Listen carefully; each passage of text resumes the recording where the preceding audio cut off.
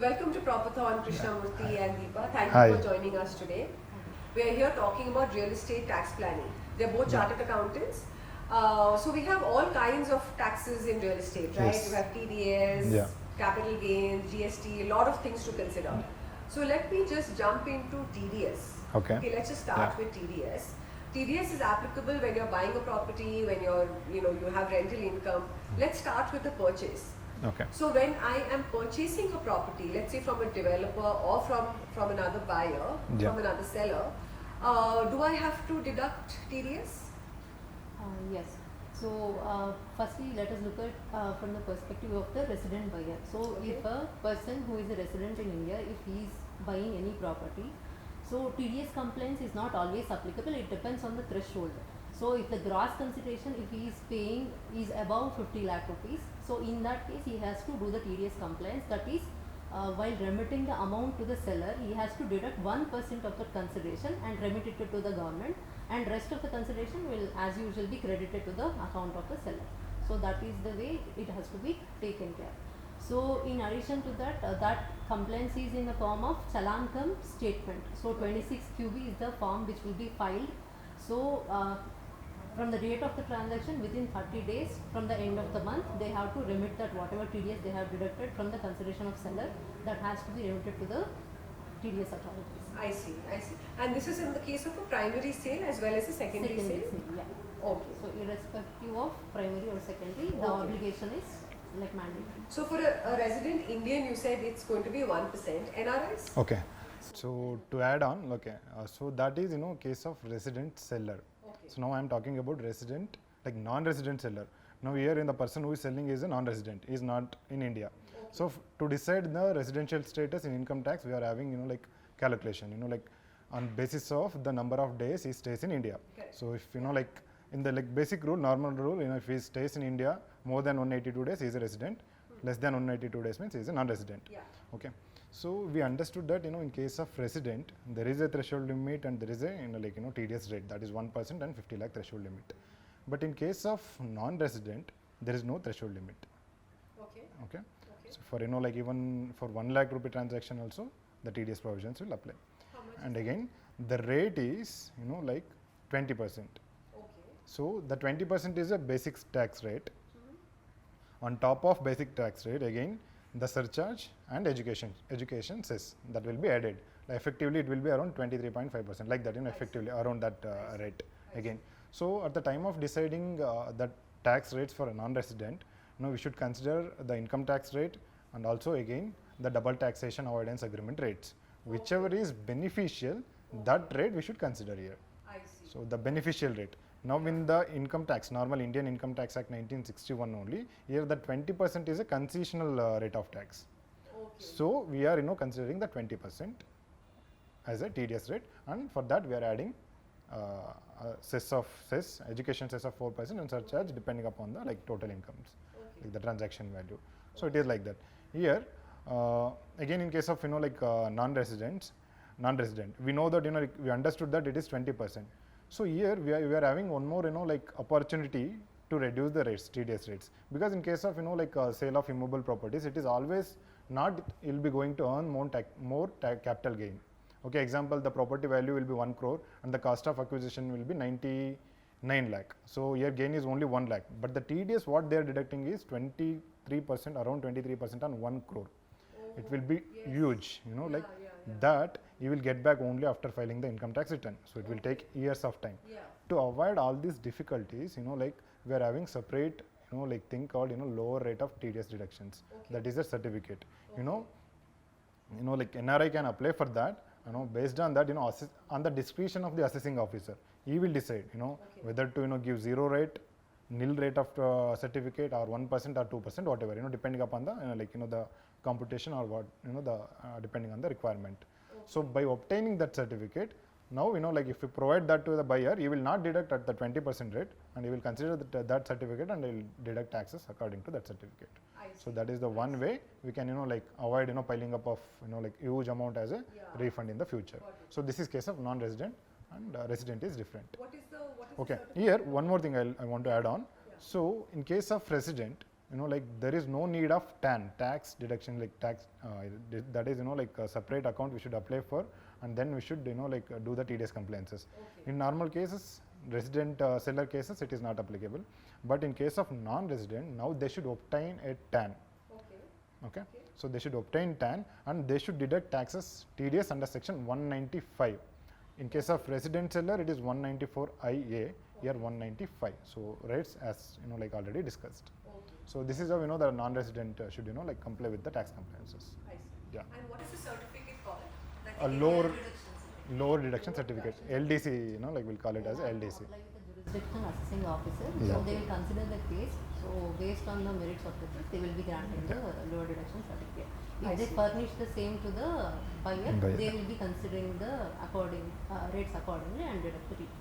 Okay, okay. Yeah. And this certificate can apply to other kinds of income of the NRI as well, Yes. like your rental income Depends. or any other In income. case of like residents also, it is applicable. I see. Yeah. In some of them, like it depends on nature of income and the situation. Yeah. Okay, okay. What about TDS for rental income? How does that work? That's also fairly complex. TDS on rental income, what For we the can infer- resident Indian as well as the NRI, maybe you can just compare both. So TDS will be generally when they will be deducting is generally in the case of tax audit. Those who are liable to undergo the tax audits, in those cases for them it is an obligation that, so if they are paying rent of more than 2,40,000 per annum, so in those cases they will be deducting the TDS. Yeah. So that will be the case. So otherwise now they have introduced one more section in income tax wherein if any person is paying rent of more than 50,000 per Yeah. month, Yes. so even they have to now do the TDS Yeah. compliance and they Yeah. have to file the return. But Yeah. even in that case, the additional burden which they have reduced is they need not obtain the PAN number, so that will be PAN based filing itself. Okay. So that is the only relief. So Yeah. otherwise the compliance is there. Otherwise, the compliance. Yeah. Okay. Okay. Okay. Again, to add on that NRI. So again here NRI, the TDS rates is like here for the local it is 10% for this buildings. But in case of NRI, it is again 20% plus surcharge. Okay. Yeah. So it might seem little unfair because they have to do additional compliance Yeah. finally in order to get back that refund. Yeah. So but the only solution is even if they have initially did not know the actual solution of lower deduction certificate and all. So ultimately once the year gets over, they can file the income tax return and get the refunds. So that is the ultimate solution that we can get. And Okay, it's sorry, also- yeah. to add on again. Yeah. So in this normal case, if they're not complying with the TDS provisions, the penal consequences is very less. They will going to disallow some 30% of the expenditure and all. Okay, thank But God for that, at least. in case of NRI and all, it is very strict. Oh, really? Very strict. They will again disallow the 100%. The expenditure.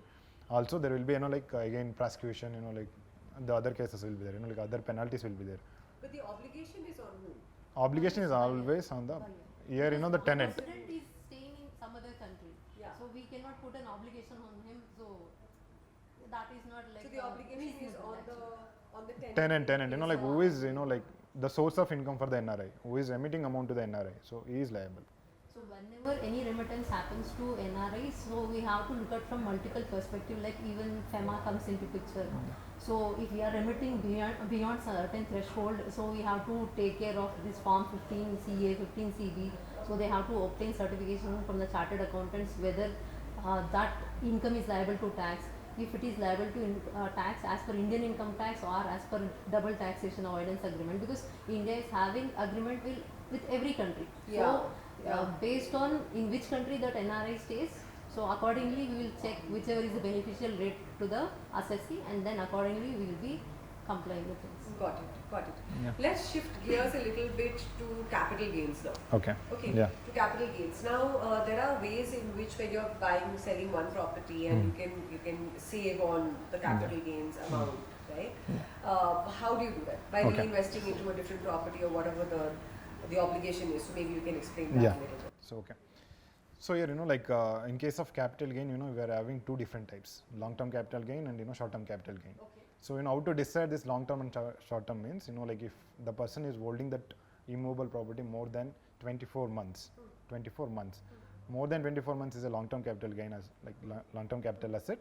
Less than 24 will be short-term capital asset.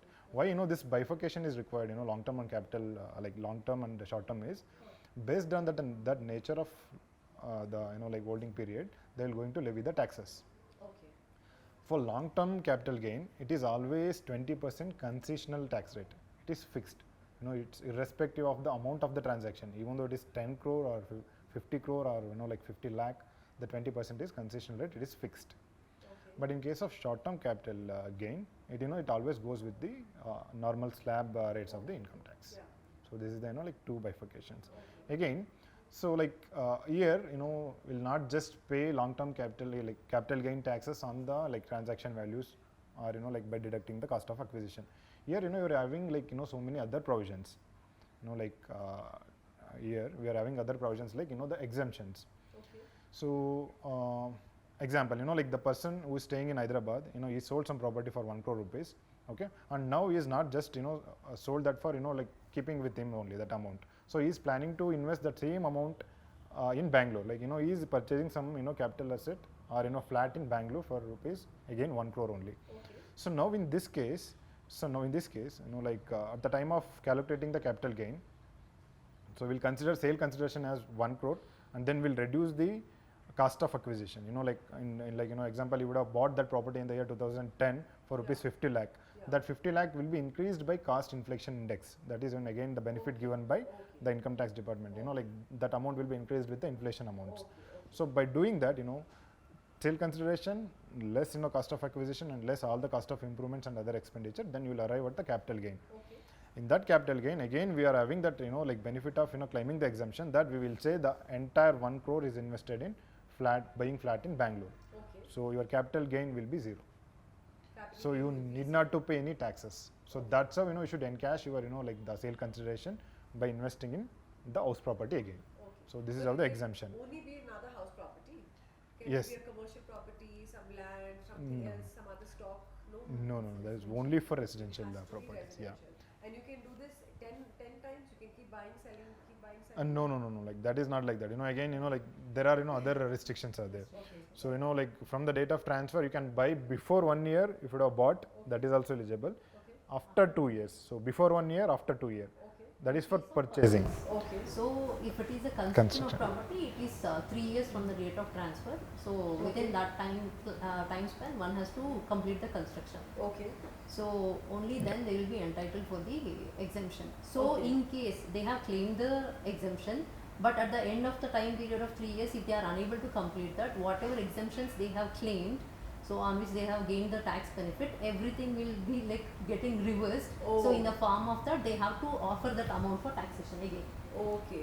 That way. So otherwise, even if they are like immediately unable to utilize, there is capital gain account scheme wherein they can deposit. It will be from in any of the scheduled bank. They can open this account CGS scheme. Okay. They can deposit the amount there, and as and when required, they can utilize that amount for the construction or for the acquisition. And they have to do it for within 2 years after selling the If it is Previous construction, Construction, 3 case, years. 3 years, otherwise 2 years. Yeah. Right? Okay, fine. And one more thing, like here, when you are investing, so here like again restriction is there for number of houses. Okay. Okay. Example, the other property which you are purchasing is more than 2 crore, means only one is eligible. One property you can purchase. Example, like you sold it for 5 crore. Like again you are investing that entire 5 crore in Bangalore. Purchasing a flat in Bangalore. So here 5 crore, full 5 crore, only one flat is available again. You can own only one house. I can't put 5 crores into two houses of 2.5. No. That's Have to what. buy only If it is more than 2 crore, only one is eligible. Less than 2 crore, you can buy 2 flats. Okay. Yeah. Okay. Now let's say that I sold 5 crore, I bought 5 crore. I can keep doing this through my life, or there is only, I can only do it 2 times or 3 times in a lifetime. No, there is no such restriction. Yeah. Okay. So only thing is like when you are dealing with this transaction, at that point of time you should hold only one residential property in your name. Oh. So you cannot have multiple and keep doing the same thing, because it ultimately like sounds like some commercial transaction itself. So because generally people You should hold only one residential at property. that point of time. But in India, most wealth is in real estate, right? Most people own multiple houses. You will have one house that you might have given out for rent, one house that you are living in, and you will do transactions on those houses. So you're saying that that cannot be claimed. It can only be one residential house at a point in time. Yeah. So if I own two houses Yeah. and I sell one and I reinvest that into another house, I cannot claim. There are other sections wherein we can claim, Okay, but not this one. 54 under section 54. So it as puts the soon as you restriction. have bought two residential houses, you cannot claim under section 54. Yeah, that's what that value I told, like that number of the transaction value will come into picture. So that you should follow. So transaction value is important. That's what I told. 2 crore, more than 2 crore, you can't buy two house properties at a time. So less than 2 crore, you can buy two house properties. So that is the restriction. Less than 2 CR is per property. Yeah, Per property. per property. Yes. Okay. Got it. Understood. And for NRIs, how does this capital gains work out? So as discussed, exemption again they can reinvest in India. So that is there. Same reinvestment, they can do. They sold some property, again they can reinvest in So they India. can save capital gains like this also. Yeah, Same that option is available for them also. option Yes. is Yeah. the same option. Under Yeah. section. No, not all the provisions. In section 54 of Income Tax Act, we are having so many series of sections. So everything is not available for NRI. Only limited numbers. Okay. So now, recently with this whole GST coming into play, and now when you're buying properties, Yeah. you have to also pay GST, Yes. right? How does that? Can you explain that a little bit? Okay, so basically when we have to see GST implication on the property, so first thing we need to understand is so the sale of immovable property as such is excluded from the purview of GST. So it comes under the negative list.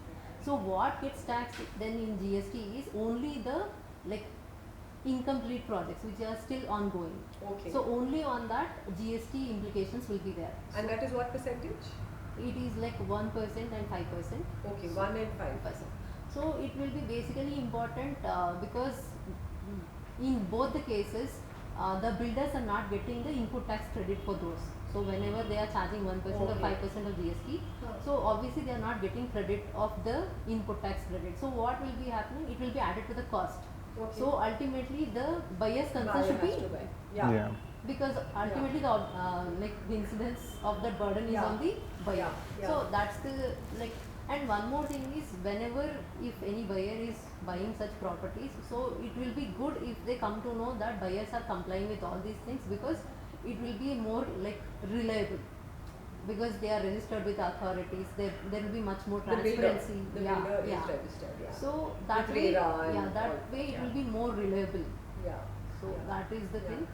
So ultimately, as it is going to having an impact on the cost part, so definitely the buyers should look to buy from the builders who are complying with all these aspects. Yeah. But I didn't understand this, that when it is not complete, you pay GST. As soon as it's complete, you don't have to pay GST. I mean, Because So- that what gets exactly? covered under Transfer of Property Act. So sale of immovable property, that itself is completely carved out from GST. Okay. So that it's So not to at all- add on, when you are selling an, after obtaining a completion certificate, that will be treated as a goods as per GST Act. Okay. So for goods, here there will be no, GST. Okay. Okay. So that completion certificate means, see, that's how GST works. You are going to a builder, then now they'll launch so many projects. In that project only, you'll book, advance booking. You'll do that. So for that advance booking, before getting any completion certificate, that will be treated as a service. Okay. So goods and service. After completion, it will become, that nature will be changed. Okay. So it will be a goods. Before that, it will be a service. How it will be a service means, say I'm booking an appointment, a flat in some of the builder. So there I'll say, you do like this, do like that. I want like that. That will be as per my requirement again. Yeah. It will be more or less Yeah. similar to works contract. Yeah. Okay. So So- it attracts the provisions in such way. Understood. So again, in this cases, we initially discussed about the TDS. So here, you booked, advance flat. So you will start, paying, each and every, imagine the value of the flat is 80 lakh. So each and every installment you start paying 8 lakh, 8 lakh, 8 lakh. Yeah. So that 8 lakh, installment wise, you start deducting TDS. Okay. 8 lakh into 1%, 8 lakh into 1%. Again, the value will be more than 50 lakh. So again, like to add on here, so that for the purpose of TDS, you should always consider all the charges, like flat value, car parking fees, like all other amenities, maintenance charges put together. 80 lakh is flat value. Again, this like adding all this car parking, maintenance, everything, it will be 85 lakh. TDS should be on 85 lakh, not on 80 lakh. So that will be included here. So like that. Yeah. Very complex. Yeah, it is. See, like it was complex again, actually. So we'll we can discuss in further related to RERA, Real Estate Regulation Authority, and GST before 2019 April, till 31st March 2019, it was too difficult. 18%, the 12%. There, again you can claim input tax credits. So many complication was there. So after 1st April 2019, so they made it easy. They came with concessional rate. This both rates, 1% and 5% is a concessional rate. So 1% for affordable housing scheme, the other 5% is for all the normal flat cases. So in simple terms, there if you consider value, affordable housing loan, affordable housing flats will be less than 45 lakh. So if the value is more than 45 lakh, it will be not bifurcated as affordable housing. Again, there will be a carpet area to determine whether that is comes under 1% or 5% criteria. So in most of the cases, majority all these apartments builders, they'll come under the 5% bracket. 5%. So that 5% will be added for your flat value. Okay, again there there will be no input tax credit availability for them. That's it. Yeah. I've learned a lot. Really, thank you for all of those interesting insights. Anything else you would like to add? And, so for this anyway builders they're investing their hard-earned money. Example they will be buying crores of rupees flats. So for that before buying they should be having knowledge of what else is there to find out that those builders or constructors are genuine.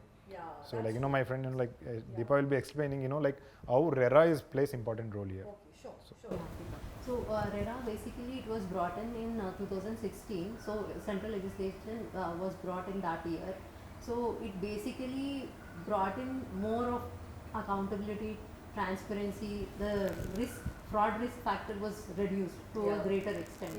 So in all these ways, RERA played a very important role, and it has regulated the real estate market in a great way actually.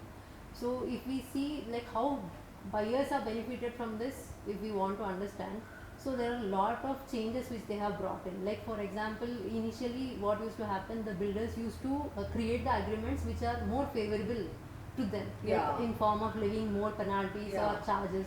So all those things were regulated in form of model sale agreement. So now there are certain specified factors should be mentioned in the agreement, so that there is no hidden charges or there are no hidden burdens which will be coming as a shock out of the blue something.